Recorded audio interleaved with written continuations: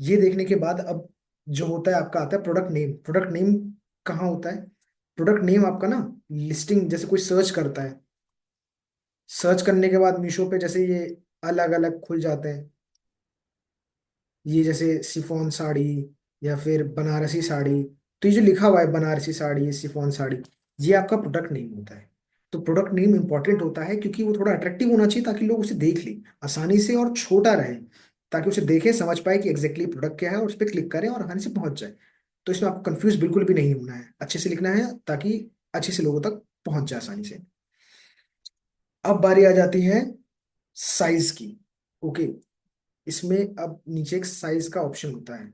Size पे आप जैसे क्लिक करेंगे तो आपके लिए फ्री स्टाइल करके एक ऑप्शन आ जाएगा, जिसमें एक बॉक्स रहेगा, उसे आप जैसे ही क्लिक करेंगे फ्री स्टाइल पे, फ्री स्टाइल पे क्लिक करने के बाद आपके पास एक सेक्शन खुल के आ जाएगा एक लाइन में, जिसमें आप मीशो का प्राइस डालेंगे। अब मीशो प्राइस होता क्या है? मीशो प्राइस वो प्राइस होता है जिसे आप सेल पे डालते हैं। फॉर एग्जाम्पल, जैसे मैं अगर मीशो पे जाता हूँ, मीशो पे जब मैं गया तो मैंने जैसे ये टॉय कार देखी, ये टॉय कार जो मैंने देखी, और यहाँ पे मुझे इसका प्राइस दिख गया 299। तो ये जो 299 मुझे दिख रहा है, ये होता है आपका मीशो प्राइस। यानी कि जो कंज्यूमर है, जो यूजर है, जो उपभोक्ता है, जो वो देखेगा, जो प्राइस उसे दिखेगा वो आपका मीशो प्राइस होता है। ओके, मीशो प्राइस डालने के बाद इसलिए इंपॉर्टेंट है आप मीशो प्राइस एग्जैक्ट डाली, जिसमें आपका लॉस ना हो रहा, आपको कैलकुलेट करके डालना चाहिए हर एक चीज, ठीक है? ये एक प्रो टिप है। नेक्स्ट होता है आपका wrong defective return price.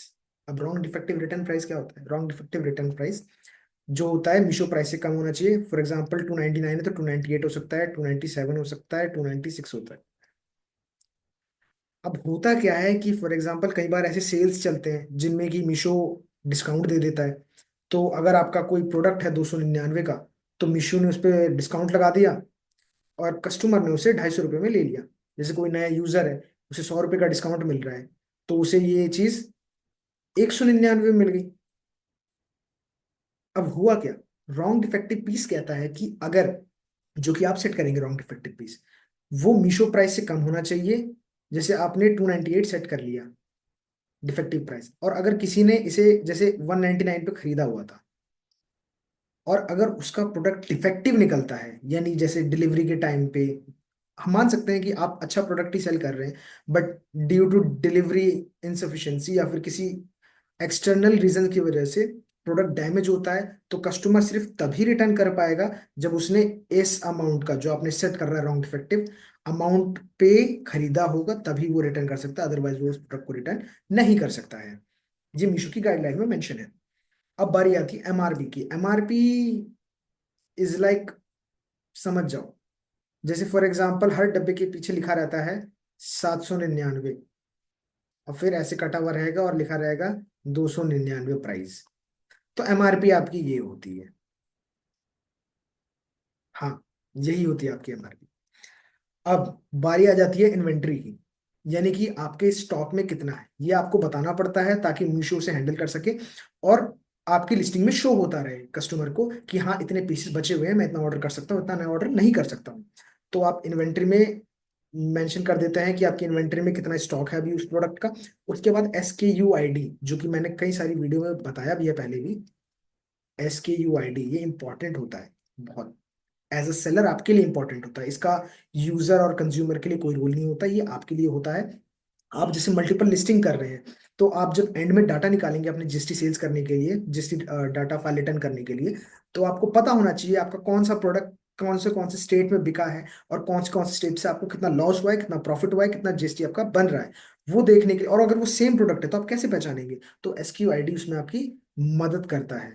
SQID आप डिफाइन कर लेते हैं। फॉर एग्जाम्पल मेरे पास सेम दो प्रोडक्ट है, दोनों मेरे पास कार है, तो एक का मैंने लिख दिया कार RD, यानी कार रेड कलर में है, और एक का मैंने लिख दिया कार BD या BCBL, कुछ भी लिख दिया मैंने, तो ये कार ब्लू कलर में है।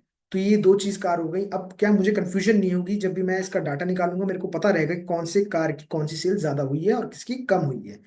ये अपने समझने के लिए, सेलर के लिए होता है। ओके, अब इसके बाद बारी आ जाती है, एक बार इसे रब कर लेते हैं, क्या बहुत ज्यादा खिचपिच हो गया।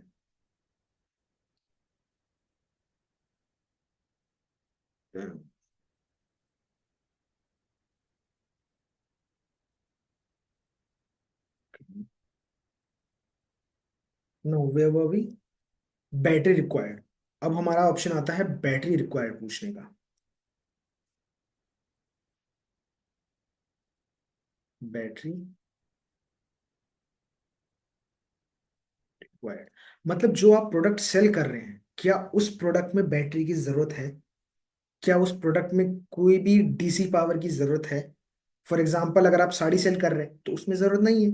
तो उसमें दो ऑप्शन रहते हैं, यस और नो। यस और नो। अगर आपका कोई प्रोडक्ट ऐसा है जिसमें बैटरी की रिक्वायरमेंट है तो आप उसमें यस कर देंगे, अगर जरूरत नहीं है तो आप नो कर देंगे। सिंपल, आपको बस क्लिक करना है tick mark, no. No worries about to think about anything like that. उसके बाद आपकी बारी आती है नेट क्वांटिटी पे। आप नेट क्वांटिटी पे फिल आउट करते हैं। अब बहुत से लोग सोचेंगे कि अभी हमने पहले ही तो बात करी थी क्वांटिटी की, जब इन्वेंट्री फिल आउट करते हैं। नहीं, ये नेट क्वांटिटी जो होती है ये कंज्यूमर के लिए होती है। वो भी कंज्यूमर के लिए थी, पर वो ये बताने के लिए थी कि स्टॉक बचा है कि नहीं बचा है, कि आप ऑर्डर कर सकते हैं कि नहीं कर सकते। नेट क्वांटिटी क्या होती है कि जैसे मान के चलिए आपके पास एक बुक है। बुक का एग्जांपल ले लेना क्योंकि सही रहता है। और कई बार ना बुक्स बंडल में बिकते हैं। तो मैंने कह दिया कि भाई ये जो बुक है इकिगाई,